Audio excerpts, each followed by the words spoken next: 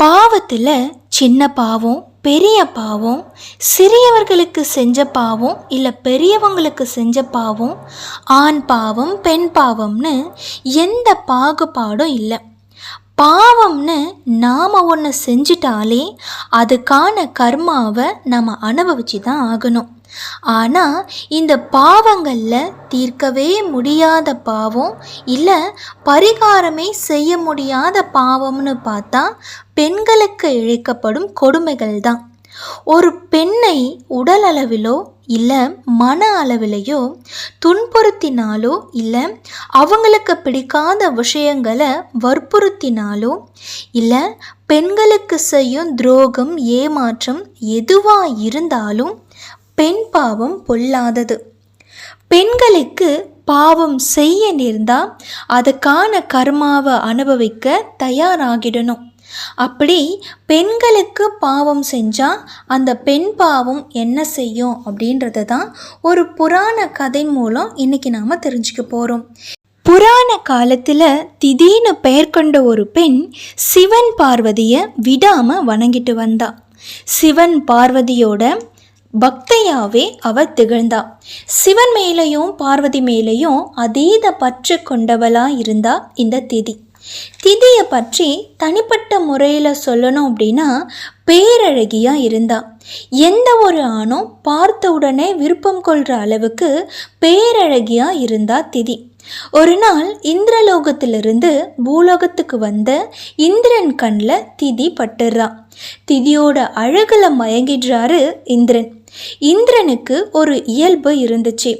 அழகிகளை தான் திருமணம் செய்து கொள்ள வேண்டும் அப்படின்னு ஆசைப்படுறது இந்திரனோட இயல்பாகவே இருந்துச்சு. நம்ம திதி வேற பேரழகு பெட்டகமாக இருக்கால, இவளை இந்திரன் தவற விடுவாரா?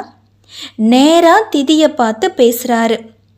தன்னோட தேவலோகத்துக்கு வரும்படி அழைக்கிறாரு.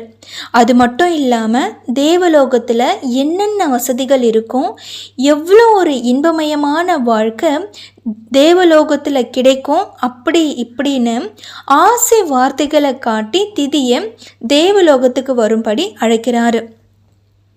இத்தனையும் கேட்ட திதிக்கு இந்திரன் கூட தேவலோகம் போகிறதுக்கு விருப்பமே இல்லை. திதியோட மனசு வேறு மாதிரி இருந்துச்சு. அப்போது இந்திரனை பார்த்து திதி சொல்கிறா, இந்திரதேவா, ஒரு பெண்ணிற்கு வசதி வாய்ப்பை விட அவள் மனதிற்கு பிடித்த கணவனே வேண்டும். நீ என் அழகிற்காக ஆசைப்படுகிறாய். இந்த அழகு உனக்கு சலித்து விட்டால் இன்னொரு பெண்ணை தேடி நீ போய்விடுவாய். கடைசி வரை மனைவியை கண்கலங்காமல் பார்த்து கொள்ளும் நல்லவர்கள் எத்தனையோ பேர் இந்த பூமியில் இருக்காங்க. அவங்களில் ஒருத்தரை என் கணவனா அடைவதையே நான் விரும்புகிறேன், நீங்கள் சென்று விடுங்கள் அப்படின்னு தேவலோகம் வரதுக்கு விருப்பம் இல்லைன்னு மறுப்பு தெரிவிச்சிடுறா திதி. ஆனால் இந்திரனோ அப்படியே சும்மா விட்டல்ல, இன்னும் நிறைய ஆசை வார்த்தைகள் சொல்லி பார்க்குறாரு, வற்புறுத்தி பார்க்குறாரு, மிரட்டியும் பார்க்குறாரு. ஆனால் எதுக்குமே திதி மசையிற மாதிரி தெரியலை. வாக்குவாதம் முற்றிக்கிட்டே இருக்கு. ஒரு கட்டத்தில் இந்திரனோட கோபம் தலைக்கேறி தங்கிட்ட இருந்த வஜ்ராயுதத்தால் திதியை 7 துண்டுகளாக வெட்டி வீசிடுறாரு இந்திரன். இறந்து கீழே விழுறா திதி. ஆனாலும் இந்திரனோட ஆத்திரம் கோபம் மட்டும் அடங்கலை. மறுபடியும் கீழே விழுந்து கிடக்கிற 7 துண்டுகளையும் ஒவ்வொரு துண்டையும் 7ஆ வெட்டி வீழ்த்துறாரு. ஆக திதி 49 துண்டுகளாக வெட்டப்பட்டு பூமியில் கிடக்கிறா. தன் பக்தை ஒருத்தி இவ்வளோ கொடுமையாக அனுபவித்து இறந்ததை பார்த்த பார்வதி தேவி துடிச்சு போகிறாங்க. நேராக சிவன்கிட்ட போய் நியாயமும் கேட்குறாங்க. ஐயனே, இது என்ன கொடுமை? ஒரு பெண் ஒருவருடைய ஆசையை நிறைவேற்றாமல் போனால் இப்படியா செய்வது? அதிலும் இந்திரனுக்கு மேகங்களின் தலைவன் என்ற பதவி வேறு கொடுத்துள்ளீர்கள்.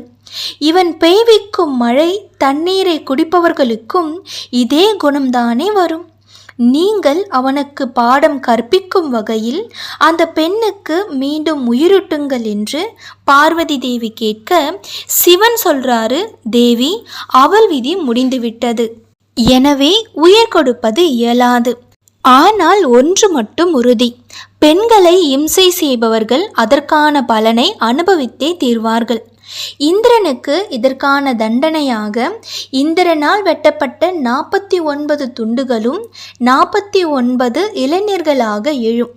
அவர்களுக்கு ஒருவன் தலைவனாக இருப்பான். அவர்களுக்கு தனித்தனி பெயர் இருக்காது. அவர்களை மாருதர் என்று உலகத்தார் அழைப்பார்கள். ஒரு உயர்ந்த பதவியில் இருப்பதால் தானே இந்திரன் அட்டகாசம் செய்கிறான்.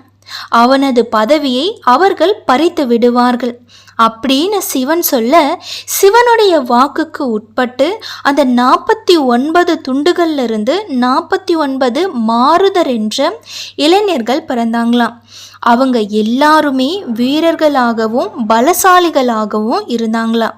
அதாவது மேக கூட்டத்தை அவங்க எங்கே பார்த்தாலும் பூமியிலிருந்தே அவங்க ஊதி மேக கூட்டத்தை சின்ன பின்னமாக கலைச்சி விடுற அளவுக்கு ஆற்றல் படைச்சவங்களாக இருந்தாங்களாம். இதை பார்த்துட்டு இருக்க இந்திரனுக்கு இன்னும் அதிகமாக கோபம் வருது. மாருதருக்கு எதிராக ஒரு போர் தொடுக்கிறாரு. அந்த போர்லையும் இந்திரனை தோற்கடிச்சு மழை பெய்யும் அதிகாரத்தை மாருதல் கையில் எடுத்துக்கிட்டாங்களாம். தன்னோட பதவியை கூட மாருதர்கிட்ட இழந்த இந்திரன் தனக்குன்னு யாருமே இல்லாமல் தனிமையில் நின்றுட்டு இருந்தாராம். ஒரு பெண்ணுக்கு ஒரு சபலத்தில் ஒரு நொடியில் செஞ்ச பாவம் அவரோட வாழ்க்கையவே அழிச்சு அவர் பதவியை இழக்க வச்சு ஒன்றுமே இல்லாமல் செஞ்சிருச்சு. பெண் பாவம் என்ன செய்யும்னு நினைக்கிறவங்களுக்கு சொல்லுங்கள், பெண் பாவம் எதையும் செய்யும் அப்படின்னு. இன்னும் ஒரு நல்ல கதையோடு உங்களை நான் சந்திக்கிறேன். நன்றி.